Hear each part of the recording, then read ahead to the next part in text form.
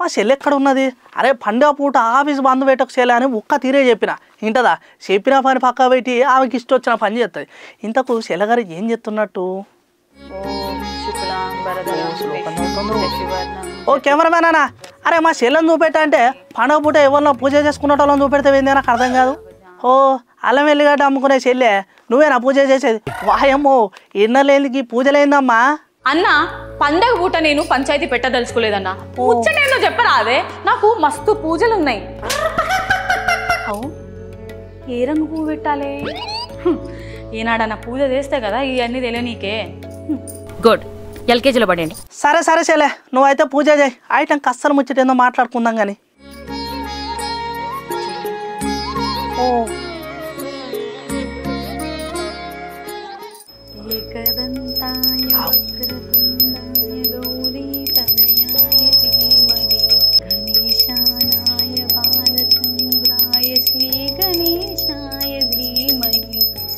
అరే చెల్లె మంత్రాలు కూడా మంచిగా చదువుతున్నది రో.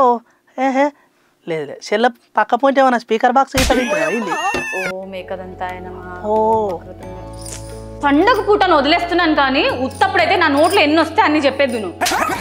Control Sakkubai control. అయినా మనకి చాలా పూజలు ఉన్నాయి కదా, కంట్రోల్. ఓం ఏకదంతాయ నమః.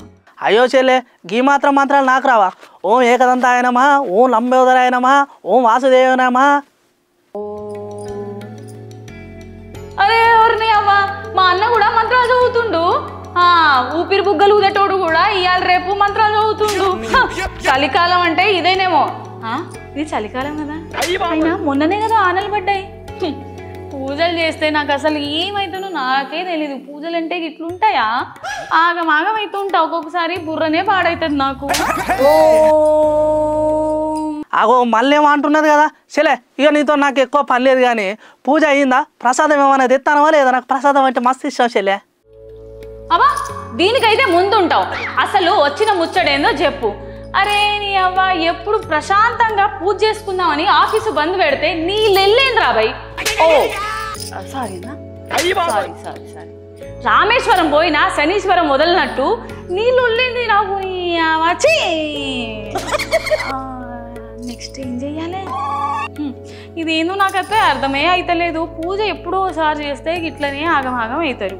అయినా రోజు చేసే అలా తెలుస్తుంది ఈ కథ. పొల్లకు రోజు రోజు మాటలు చాలా ఎక్కువ అవుతున్నాయి. ఇట్లా కాదు కానీ చెల్లె అంత మంచిగానే ఉన్నాయి కానీ ఇంకా కలర్ కానీ చేంద్ర అంటే అనొద్దు కానీ అన్నీ చెప్పి మనమే గట్ల చేస్తే ఇట్లా చెల్లె నాకు అర్థం కాదు. అరే మా దోస్తుగాళ్ళందరూ గివే తీసుకున్నారన్నా, నేను ఇంకోటి తీసుకుంటే ఇజ్జత్ పోదా?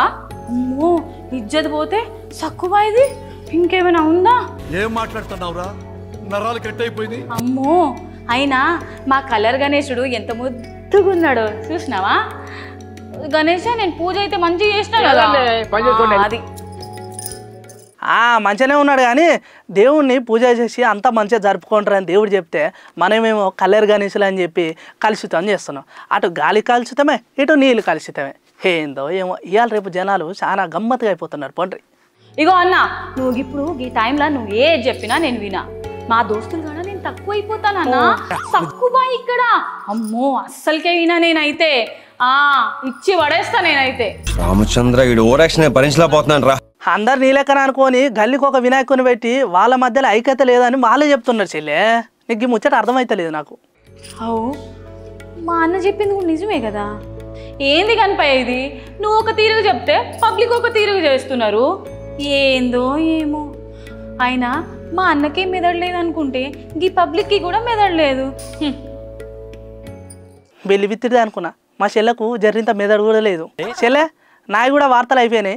నేను ఇంటికి వస్తానా? జరగ ప్రసాదం ఏమైనా ఉంచు. ఒక్కదాని అట్లా ఎగబడి తినకు. ప్రసాదం ఉన్నది నాకే కదా సరిపోదు. ఈయనకేం పెట్టాలి?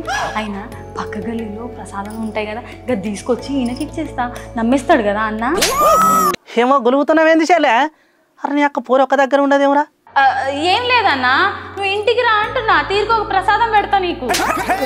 అరే ఎందుకు అట్లా చూస్తున్నారు? ఇంకా మనం చెప్పుకోవాల్సిన ముచ్చట్లు చాలా ఉన్నాయి కానీ ఇప్పుడైతే చిన్న బ్రేక్ తీసుకోరు. పండుగ టైం కదా.